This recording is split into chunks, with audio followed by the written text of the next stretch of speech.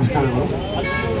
ಇದು ದಾಂಡೇಲಿ ಹತ್ರ ಏನಾಗಿದೆ ಈ ಇನ್ಸಿಡೆಂಟ್ಸು ಇದು ನಾವೆಲ್ಲರೂ ನಮ್ಮ ಮುಸ್ಲಿಂ ಸಂಘಟನೆ ಆಗಲಿ ಎಲ್ಲ ಸಂಘಟನೆಗಳಿಂದ ನಾವು ಇದನ್ನು ಖಂಡಿಸ್ತೇವೆ.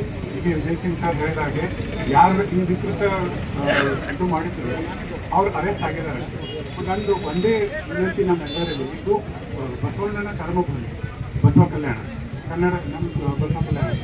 ಇದನ್ನು ಬಿಟ್ಟು ಎಲ್ಲೋ ಬೇರೆ ಕಡೆ ಈ ಥರ ಇನ್ಸಿಡೆಂಟ್ಸ್ ಆಗಿದ್ರೆ ನಾವೇನೋ ಆಗಿದೆ ಅನ್ಬೋದಿತ್ತು. ಆದರೆ ನಮ್ಮ ನಾಡಲ್ಲಿ ಬಸವಣ್ಣ ಕರ್ಮಭೂಮಿಯಲ್ಲಿ ಇಂಥ ವಿಕೃತ ಮನಸ್ಸಿನವರು ಇದ್ದಾರೆ.